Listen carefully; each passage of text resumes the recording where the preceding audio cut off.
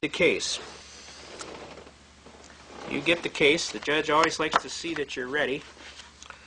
And I'm going to summate basically the case briefly. Basically, it is a religious test case wherein Jehovah's Witnesses in the year of 1943 wanted their right to be able to go and preach among the public, because that is their right to evangelize, okay? In Pennsylvania, they wanted them to have a license to solicit, okay? This is basically the crux of the case. Now, what happened was the Jehovah's Witnesses claimed their First Amendment right of life, liberty, and pursuit of happiness, the right to worship and exercise their religion unencumbered, right? And, of course, that's one of the mainstays that founded this country, was the religious freedom, okay? And basically the points on the case that are established are: a state may not impose a charge for the enjoyment of a right granted by the federal Constitution, and that a flat license tax here involved restrains in advance the constitutional liberties of press and religion and inevitably tends to suppress their existence. All right, let's pull that over there. Everybody see that? Okay. All right, I'll start again. A state may not impose a charge for the enjoyment of a right granted by the federal Constitution, and that a flat license tax here involved restrains in advance the constitutional liberties of the press and religion and inevitably tends to suppress the exercise thereof. That the ordinance is non-discriminatory and that it applies also to peddlers of wares and merchandise is immaterial. The liberties granted by the First Amendment are and in a preferred position. Since the privilege in question is guaranteed by the federal Constitution and exists independently of the state's authority, the inquiry as to whether the state has given something for which it cannot ask a return is irrelevant. All right? No state may convert a secured liberty into a privilege and issue a license and a fee for it. Now, a lot of people come back to me and say, well, I'm not a Jehovah's Witness, so that case doesn't apply to me. I want you to reach. I want you to understand, we're not talking about whether you're a Jehovah's Witness here. What we're talking about here is, are you an American and do you have rights?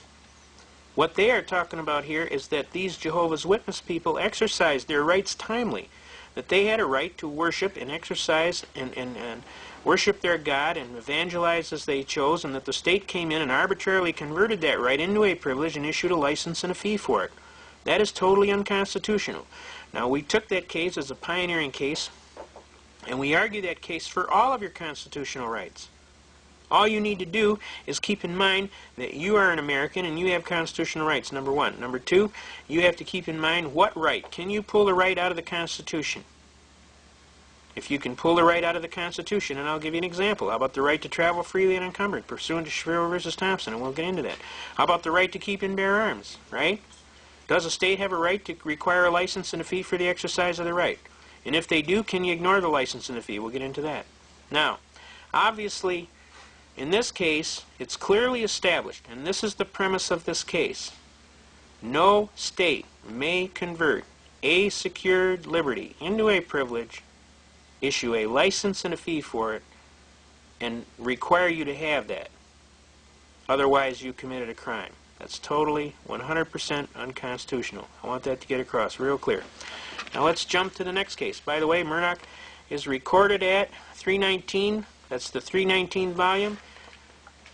U.S. Reports, page 105. We'll start the case. All right? Go read the case, though. Make sure you read the case. I don't want anybody to come up and tell me they didn't read the case, because I'm going to get on you. You're not following. That's failure to follow instructions. Okay? Now, we're going to walk down the next step of this case. We took care of Murdoch here. Let's go to Shuttlesworth versus Birmingham, Alabama, which is recorded at volume 373.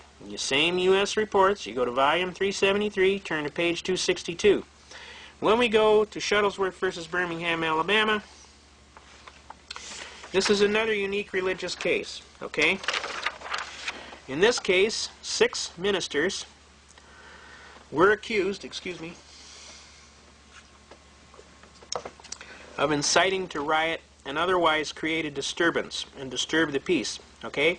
They had a sit-down. This case came down in 1962. And what happened was they said they needed to have a license to have a public gathering, okay?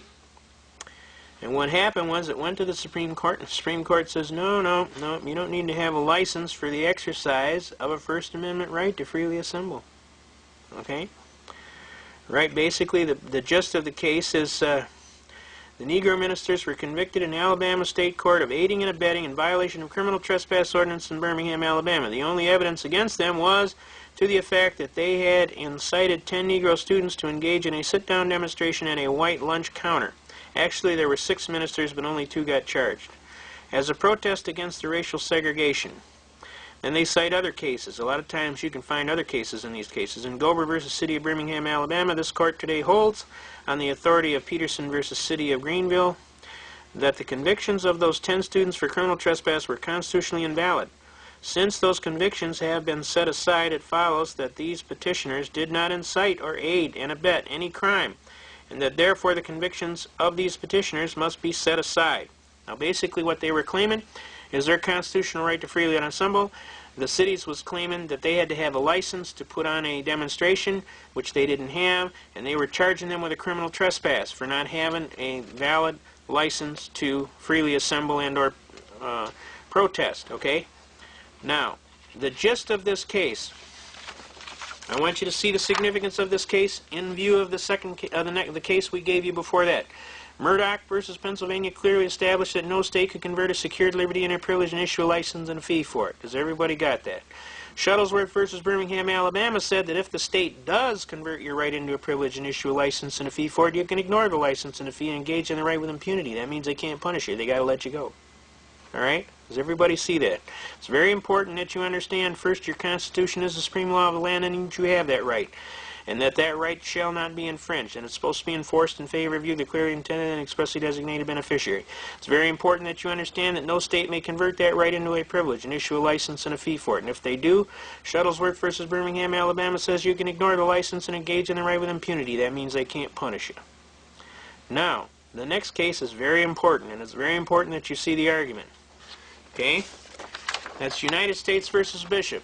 That's 412, volume 412, United States Reports. This is page 346. We come down here. United States versus Bishop is a very unique case. Basically what Bishop does is it sets a standard for what constitutes a criminal violation in terms of willful intent. Okay?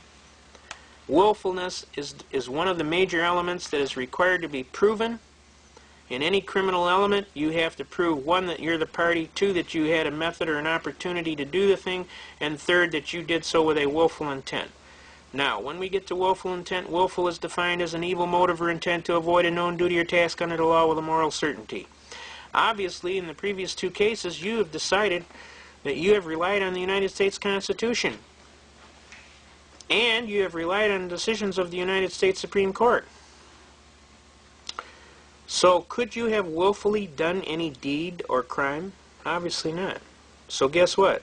This case stipulates that you have a perfect defense to the element of willfulness. Alright? Since the burden on the prosecution is to prove that you did willfully and knowingly avoid a known duty or task under the law with a moral certainty, he cannot perform that task, can he? Because it's obviously you have a constitutional immunity to that. The previous case, Shuttlesworth versus Birmingham, Alabama, says they couldn't even punish you. The case before that said you didn't need a license for the exercise of a right. And the case before that said your constitutional right is supreme over any state law. So if they pass a law in violation of your Constitution, the Constitution overwhelms the state law. So the law doesn't even exist in law. Does everybody see that? Now, since the prosecutor does not have a cause of action for which relief can be granted, Your Honor, may it please the Court, counsel is specifically precluded from performing his major task. Therefore, Your Honor, may it please the Court, at this time I would motion most graciously for a dismissal with prejudice for failure to state a cause of action for which relief may be granted by this honorable Court, and I'd kind of like to collect my costs and fees for having to defend this patently frivolous and spurious complaint, sir. May it please the Court. Laughter will usually break out thereafter, at which point the judge will usually turn to the prosecutor and say, "Well, Mr. Prose, what do you think we ought to do about this young fella?" And he'll say, "I'd go for the motion to dismiss, Your Honor," and the judge will turn to him and say, "That's a good answer, because I don't think you're ready for this kid today." And 40 attorneys will break out laughing. Okay, that's actually happened to me, folks. I'm telling you, this argument is a killer argument. It's good for every single constitutional right you've got. All you have to do is fill in the blanks. What constitutional right? prove that